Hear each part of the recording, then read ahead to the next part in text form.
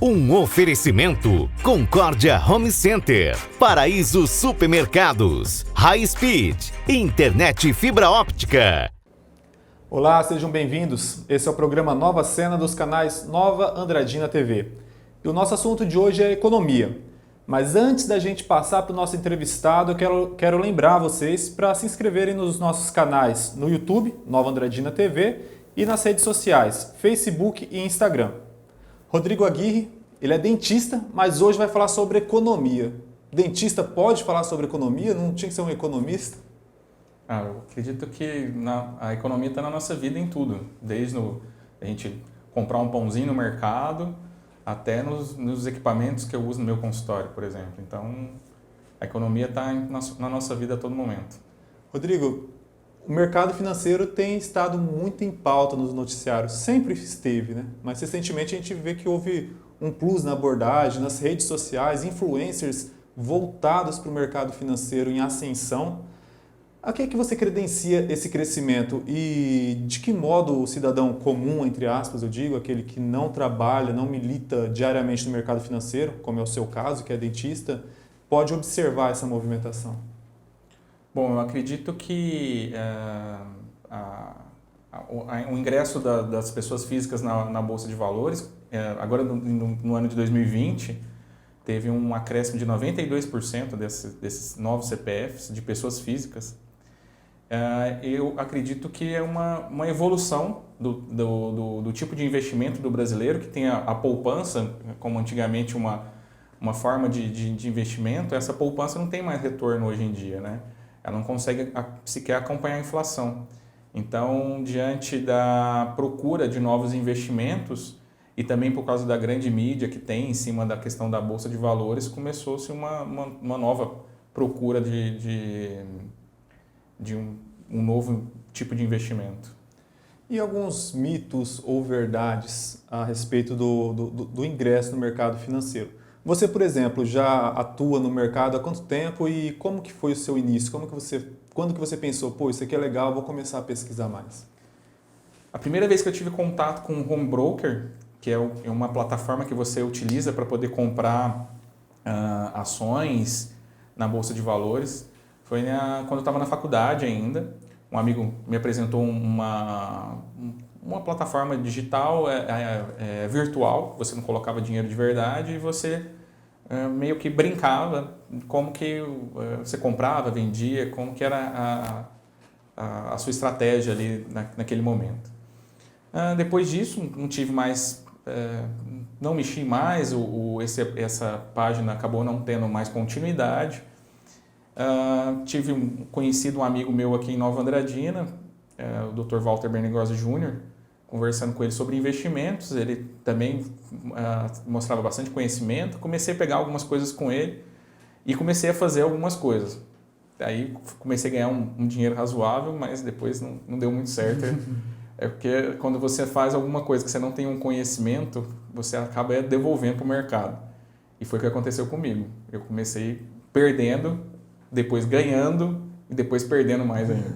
Então, o mercado ele no mundo de ações e tem vários produtos, tem uma volatilidade muito alta, que isso acaba prejudicando algumas pessoas que não têm conhecimento. Você mencionou a respeito dos recursos, né? Eu tinha falado sobre mitos e verdades no início dessa última pergunta, mas vou passar para agora. É preciso hoje ter uma grande quantidade de recursos para entrar no mercado financeiro? E até que ponto essa quantidade de recursos deve estar aliada à educação financeira? Bom, eu acho que a educação financeira tem que estar presente na vida de todo mundo, independente da idade. Acho que as crianças têm que começar a aprender o que é ter educação financeira em casa já. Em relação à quantidade de recursos, é necessário um montante? Em relação a recurso, não existe hoje um recurso mínimo. Tem ações listadas na Bolsa que você consegue comprar com R$2, R$3. Então não tem um recurso mínimo. Às vezes as pessoas têm uma impressão de que você tem que ter um volume de dinheiro muito grande para poder ser colocado na Bolsa de Valores e não é bem assim. Não tem isso é um mito, não é verdade. A gente falou um pouco sobre o seu início no mercado financeiro. Eu gostaria que você listasse algumas dificuldades. O que você encontrou na época que hoje você pode falar para quem também está buscando entrar? Que conselhos você gostaria de ter ouvido naquela época para que esses erros não ocorressem? Bom, o que faltou para mim naquele momento foi saber que tipo de investidor que eu era. Porque no mercado de ações a gente pensa assim, quem investe em ação é um determinado tipo de investidor. E na verdade existem N tipos de investidores, N estratégias dentro da Bolsa de Valores, porque existem N produtos lá dentro. Então eu não me encontrei no início, isso me causou um certo transtorno, inclusive financeiro inicialmente. E aí você vai... isso é um grande entrave no início, principalmente nos investidores iniciantes, né? Que acaba sendo uma barreira para poder entender um pouco o que é o mercado de renda variável, que é o mercado de ações. Então, o que eu aconselharia para as pessoas fazerem é não fazer da ideia, do achismo, porque isso aí pode lhe causar alguns transtornos. Procurem alguns livros, existem N vídeos no YouTube para poder balizar algum outro investimento.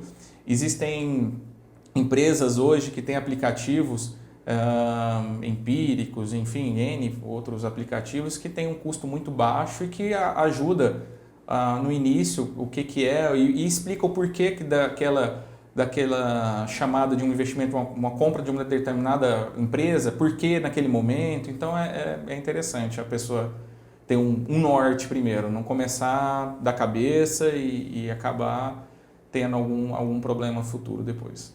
A gente vê no noticiário recente, né? A bolsa bateu a sua máxima histórica. E a pessoa fala, pô, acho que eu vou começar a mexer nisso daí, né? Qual que é o primeiro passo que ela tem que dar? Bom, o primeiro passo seria para poder comprar uma ação. O primeiro passo que tem que ser feito é abrir uma conta numa corretora. Aí a dica é procurem corretoras que têm taxa zero. Hoje tem corretoras que têm taxa zero no mercado para você não pagar corretagem e acabar, às vezes a pessoa vai comprar uma ação de R$3, mas a corretagem é 7. Então aí a conta acaba não fechando, né? Existem corretoras hoje que têm taxa zero, não só uma, como umas 3, 4, 5 aí fácil. Então o grande primeiro passo é esse.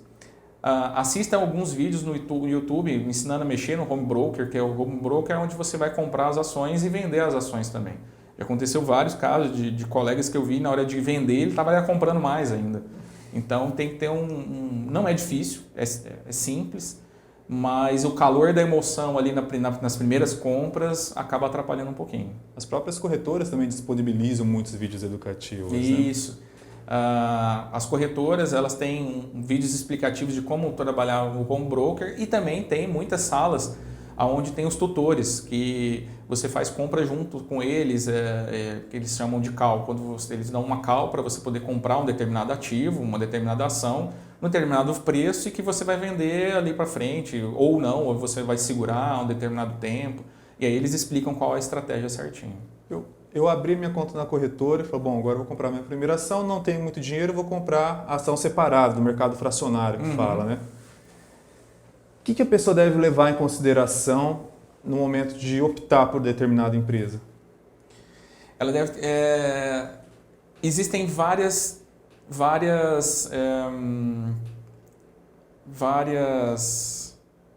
opções no mercado. Existem várias empresas do varejo, Magazine Luiza, lojas americanas, que é um determinado setor, varejo.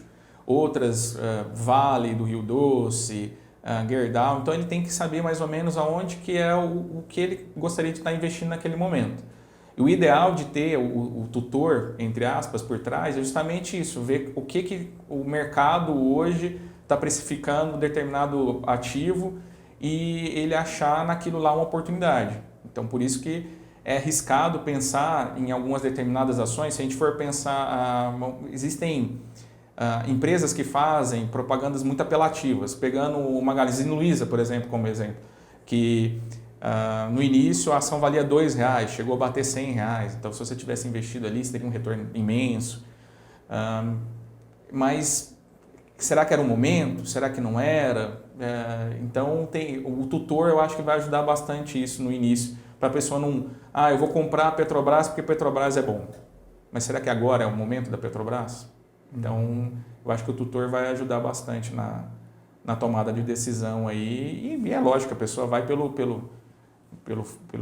feeling. Não quero investir em empresa aérea, eu quero investir em petróleo, enfim. E aí vai...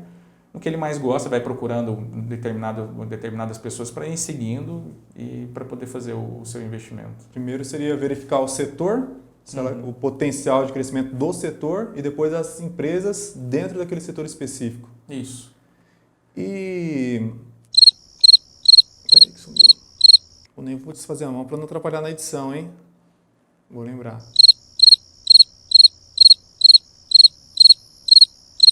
Peguei a manha. Pra depois não ter o flashzinho assim, né? Não, cara, tinha vindo uma... Isso vai dar no erro de gravação, velho. Não. Dá pra me sacanear pra eu não errar mais. Vai. No final vocês fazem um errozinho de gravação? Vai começar amanhã. Eu acho que isso aí é legal. Vai começar no dia amanhã. Assista de amanhã. Mas eu não errei na semana passada. Não, mas eu acho que isso é legal. Sabe por quê? Porque quem assiste acha que isso é sério pra caramba. E aí, nesse negócio de erro de gravação, aí que vai ver o que você é um palhaço. Do segmento. Tá, lembrei. Mãozinha. Então, a pessoa ela escolhe o segmento, as empresas listadas dentro desse segmento. Vamos supor que eu tenha recebido meu 13º salário, estou convicto do crescimento daquela área específica. Seria o correto, o ideal, então, eu aplicar todo o meu dinheiro naquela área específica ou existem outras estratégias? Bom, primeiramente, a gente tem que pensar o seguinte, esse 13º, você vai precisar dele daqui quanto tempo? Porque na renda variável, na bolsa de valores, não é um dinheiro que você vai colocar porque, eu vou pegar meu carro, vendi meu carro, vou pegar o dinheiro do meu carro e daqui 2 meses eu vou comprar um carro novo e colocar na bolsa. Mas às vezes vai dar errado, porque a bolsa depende de tempo para poder aquela estratégia dar certo. E aí, em relação a colocar tudo na mesma empresa, também não é aconselhável que se faça isso. Porque aquela velha história, não se pode colocar todos os ovos na mesma cesta. Porque se essa cesta cair, vai quebrar os ovos e vai te causar um prejuízo. E nos investimentos a história é a mesma coisa. Então a gente não vai... a gente vai procurar fazer uma diversificação. Montar uma carteira de investimentos, onde um pouquinho vai em fundo de investimento imobiliário, o outro um pouquinho em varejo, um pouquinho em mineração, petróleo. Porque se um setor vai mal, o outro vai bem e tende a compensar. Né? Mas lembrando que eu disse inicialmente, a bolsa não é uma estratégia a curto prazo. Existem estratégias, que é o day trade, que você consegue fazer a operação no mesmo dia.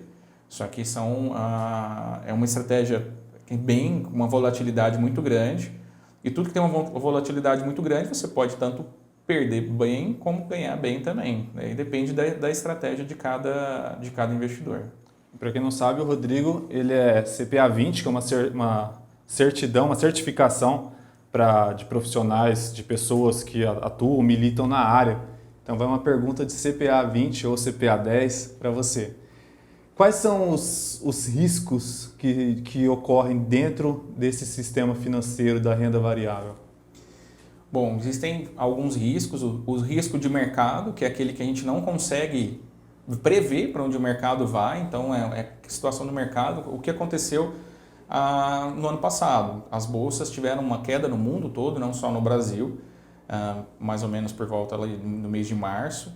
Isso foi o risco de mercado. Como a economia estava retraindo, as bolsas também sentiram. E aquilo que estava precificado a um determinado valor, R$100, agora você não se acha mais os R$100 que você gostaria de vender. Vai cair para R$70, R$80. Tem o risco de crédito. O risco de crédito é aquele risco onde eu pego o meu dinheiro e aplico numa determinada empresa e essa empresa ela quebra. Então, esse é o risco de crédito. Existe esse risco na bolsa também, mas é um risco, se você fizer um estudo bem detalhado, esse risco é mitigado, é muito pequeno, então, mas ele também existe. E tem um risco de liquidez, Porque o risco de liquidez é quando eu tenho uma precificação do mercado, mas eu não tenho o comprador. Eu estou querendo vender um determinado produto, mas eu não tenho o comprador naquele momento. Então, ele pode sofrer. O que acontece muito que tem uma liquidez baixa são algumas BDRs, por exemplo. São empresas listadas, são empresas que estão listadas aqui na Bolsa, mas que têm sede americana e aí você acaba não tendo uma certa liquidez no momento, pela falta dos compradores. É importante ressaltar que a gente está conversando sobre o mercado financeiro, mas nenhuma das empresas mencionadas aqui trata-se de uma recomendação. E também é importante a gente lembrar dos nossos parceiros comerciais que nos auxiliam, nos ajudam a manter esse programa no ar. Paraíso Supermercados, Concórdia Home Center, internet de fibra óptica High Speed. Rodrigo, você mencionou o momento da pandemia. Eu acho que ali é um divisor de águas, acho que transformou muito marinheiro em marujo, ou marujo em marinheiro, não lembro bem como que é o ditado. Porque hoje a gente vê uma bolsa brasileira ali na média de 120 mil pontos, mas na época mais aguda da pandemia, lá no seu início, chegou a 60 mil, 65 mil pontos. A pessoa que estava posicionada, vamos supor, eu entrei uma semana antes da pandemia no mercado financeiro. Uma semana depois, eu vi meus recursos ali derreterem. Naquele momento, como eu disse, não se trata de uma recomendação, mas uma leitura sua. A pessoa vendo ali o patrimônio dela, o recurso dela ali derretendo, perdendo valor. Seria um momento de sair e falar, não, isso não é para mim, ou permanecer, às vezes fazer novos aportes, aproveitando a queda dos preços, até porque, como você mesmo mencionou, a bolsa tem que ser vista no longo prazo. Em cerca de um ano, a gente já bateu a pontuação antes da pandemia, né? Uhum. Bom, na verdade, depende de estratégia. Um bom estrategista, ele vai em momentos de grandes quedas, é onde ele mais compra. Então, significa que toda vez que a bolsa cair, eu vou comprar? E tem que ter uma estratégia por trás disso. Não é só caiu, comprei. Porque ela pode continuar caindo. Tanto é que vocês, não sei se as pessoas que estão assistindo vão lembrar de circuit break, né? Nunca se bateu tanto, nunca teve tanto circuit break como teve em março aqui no Brasil, que era a bolsa fechando para poder segurar um pouco a queda, para os investidores repensarem se é aquilo mesmo que o mercado está querendo. Então, o sacar o dinheiro é como, vamos colocar um exemplo mais simples. Eu tô com um carro na minha mão e de repente eu comprei um carro que vale 100 mil reais e alguém chega e fala para mim, te dou 50 mil reais nele. Se eu estiver desesperado, eu vou acabar vendendo meu carro por 50 mil, porque eu preciso de dinheiro. Agora, se eu não tenho interesse de desfazer do meu carro por 50 mil reais, eu vou segurar, não quero vender ele por 50 mil, vou continuar a ação, a ideia é mais ou menos isso. Dependendo da pessoa que estava posicionada antes da pandemia, e teve a bolsa, ela teve só em março, se não me falha a memória, teve uma queda de 30%. Então a pessoa vê o que ela investiu 30%, teve ações que perdeu o valor de 70%. Então às vezes a pessoa vendo aquilo e precisando do dinheiro, ele acaba tendo que sacar. Por isso que a gente disse anteriormente que a estratégia também tem que ter nela o qual tempo que eu vou usar esse dinheiro. Porque o bom investidor, ele não vai sacar esse dinheiro, ele vai ter a sua reserva de emergência, que se porventura precisar usar, ele não vai precisar mexer naquele dinheiro naquele momento que não se deve mexer, porque aí você não realiza o prejuízo. Isso é muito importante bater nessa tecla de educação financeira, né? Porque às vezes a gente fala sobre educação financeira, já pelo menos a forma como a leitura o que me vem na cabeça é isso, é aprender a mexer no mercado financeiro, mas não, educação financeira para a vida mesmo, para em momentos assim, quando você estiver posicionado diante de uma queda, você poder continuar tendo seus elementos básicos ali para a subsistência. Né? E realmente não é fácil, você está posicionado, que seja um valor pequeno, você está posicionado lá R$100, e você vê esses R$100 virou 20, eu vou pelo menos tirar meus R$20 de lá. E a ideia não é bem essa, né?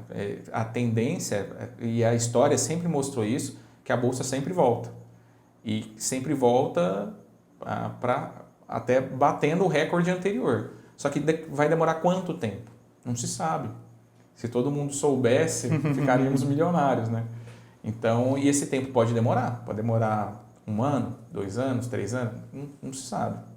E para a pessoa, você citou o exemplo de uma pessoa, vendi minha casa, ou vendi meu carro, estou com esse dinheiro aqui, vou aplicar na bolsa, mas daqui 2 meses eu vou precisar desse dinheiro.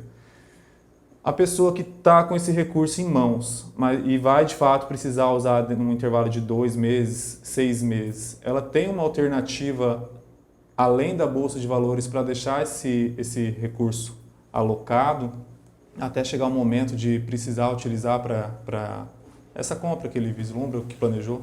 Bom, aí a melhor opção nesse caso seria ele aplicar em um CDI, que é onde ele vai ter o recurso dele, ele vai ter um rendimento pequeno, mas vai ter um rendimento seguro. Ele não vai ter perda do capital dele, porque num espaço curto de tempo, pode ser que ele não consiga resgatar todo o recurso aplicado. Como a Bolsa de Valores ela tem um nome que chama renda variável. E a renda variável, como o próprio nome diz, ela é variável, ela vai variando conforme o tempo vai passando. Pode ser que nesses 2 meses essa variação seja para baixo, não seja para cima. Então aquele valor que ele colocou lá, na hora que ele... agora eu preciso tirar o dinheiro, pode ser numa situação onde essa variação foi para baixo. Então ele perca uma parte do capital dele investido. Ao passo que no CDI, que é uma renda fixa, ele vai aplicar o dinheiro dele, ele vai ter o capital dele todo de volta com um recurso, um retorno de uma porcentagem pequena, mas o capital dele tá protegido. Seria tipo uma poupança? O que é o CDI? E como faz para conseguir deixar ali no CDI? O CDI hoje ele é melhor que a poupança, né? Porque a poupança hoje ela não paga sequer a inflação. O CDI, falando de uma forma bem grosseira, é como se fosse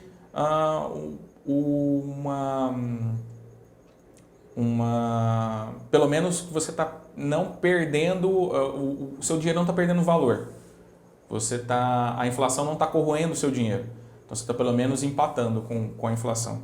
E aí existem lugares, tem várias instituições financeiras, até dessas mais novas como o Nubank, que paga 120% do CDI, e aí é uma questão de pesquisa para cada um fazer, a gente não está aqui para poder indicar nenhuma dessas instituições. E na questão de alta, comprei determinado ativo, vi que o preço dele disparou. Não existe estratégia certa e errada, mas qual que é a expertise que eu preciso ter para falar, bom, já deu aqui, eu vou sair, eu vou me posicionar em outro ou não, vou permanecer mesmo que ele tenha atingido sua máxima histórica, depois ele tenha queda de novo, eu vou seguir acreditando nessa empresa? Depende muito de estratégia. Existem estratégias que você não tem, por mais que bata máximas históricas, você quer ser sócio daquela empresa, porque você ainda acredita naquele setor, você acredita naquela empresa, você acredita naquela gestão daquela empresa. Então o preço, na verdade, pouco importa. Isso é uma forma de estratégia. Existem outras estratégias que você atinge um determinado valor, você vai vender aquele ativo e vai partir para outra. Você não olha a empresa em si, você aí sim está focado no preço. Então, não existe como você mesmo disse, uma estratégia mais correta. Não existe o investidor para aquela estratégia. Então, eu acho que um grande segredo é a pessoa se descobrir qual que é a estratégia mais assertiva para ela. Eu sou investidor nesse determinado setup, nesse determinado tipo de investimento. E como eu disse, na bolsa tem N possibilidades. Então, algumas pessoas focam mais o preço, tem outras pessoas que focam mais a empresa e assim vai. No início da entrevista você falou sobre os fundos imobiliários. O que são eles? São listados também dentro da Bolsa de Valores? Também precisa do home broker para operar? Também precisam de um home broker para operar. Eles são vendidos como ação.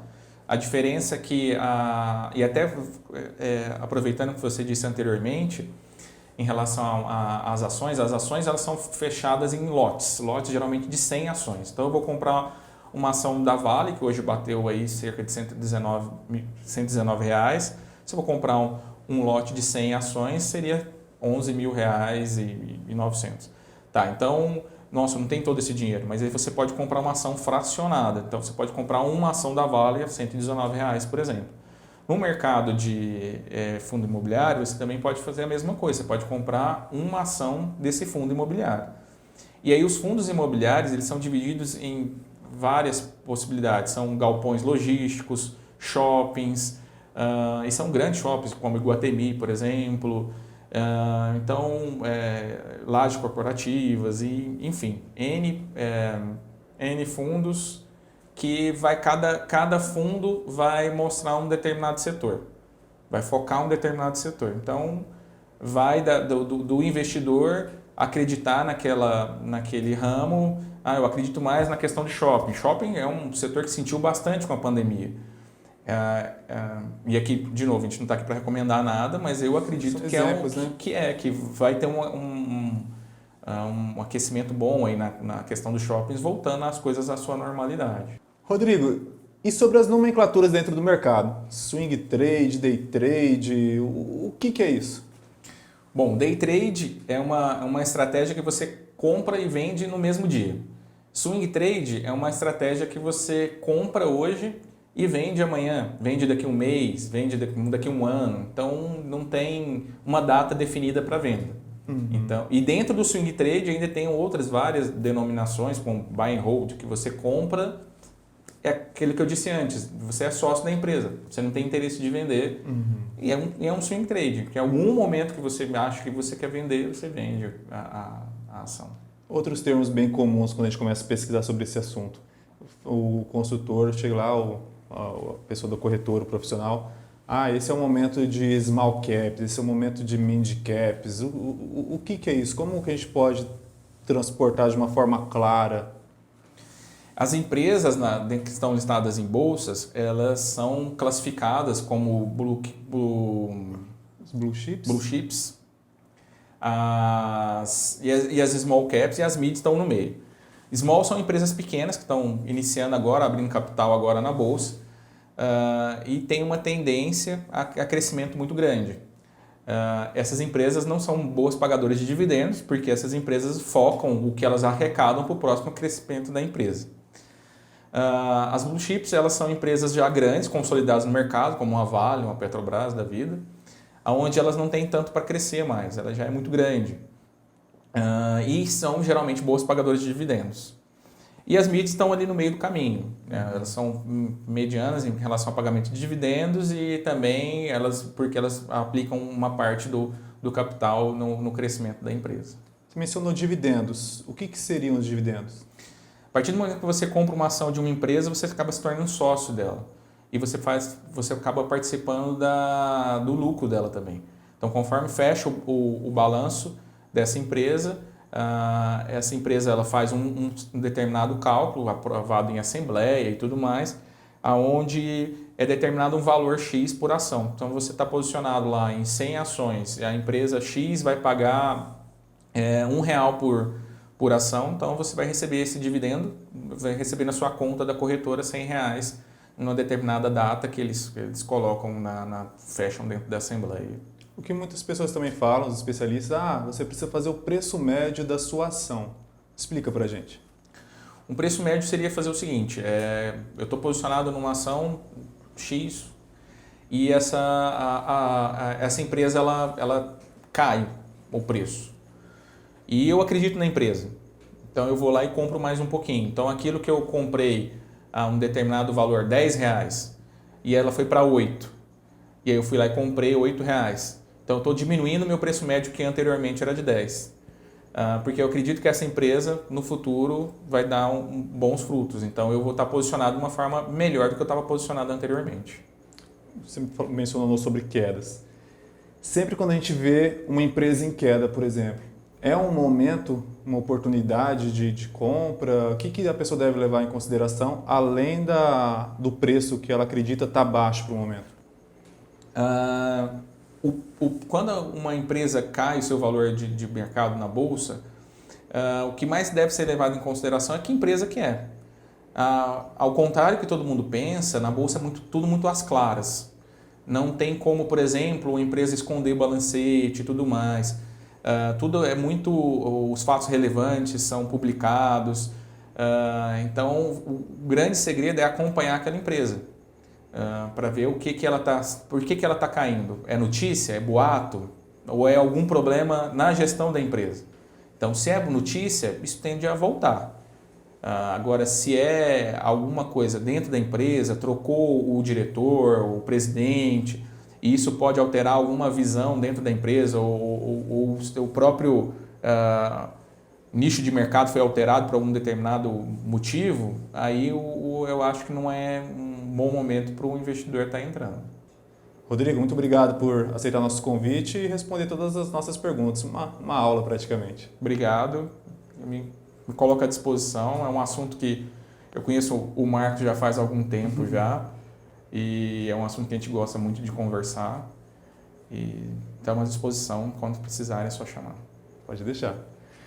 E você que gostou da nossa entrevista, você pode rever ela acessando as nossas redes sociais no Facebook, Instagram e YouTube. Nós também temos nosso site novaandradina.ms e estamos no Spotify. Acesse novaandradina.ms e até a próxima semana.